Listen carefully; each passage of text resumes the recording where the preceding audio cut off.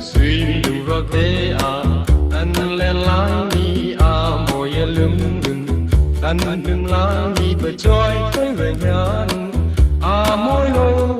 cùng có đợt bên đâu và cứ cắm giam trong pha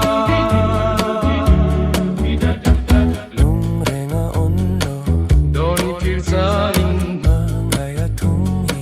in chừng ba đã từ đắng ngay ở vã lên lái lại chúng là sớm măng in cho na tu suy chín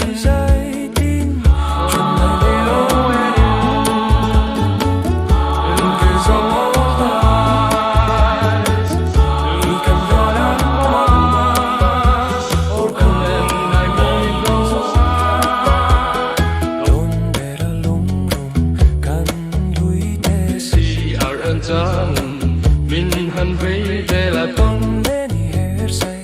cantona limpan zai borin i la du đang vui te con la vui lo lưng vui song o la đi cầm lo nắng qua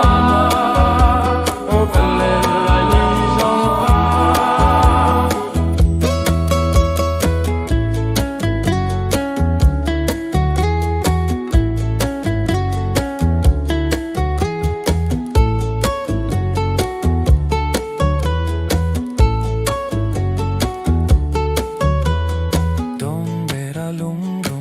Kan hui te si em zain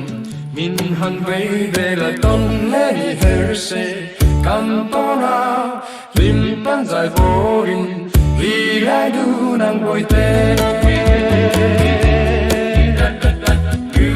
vi du vi du vi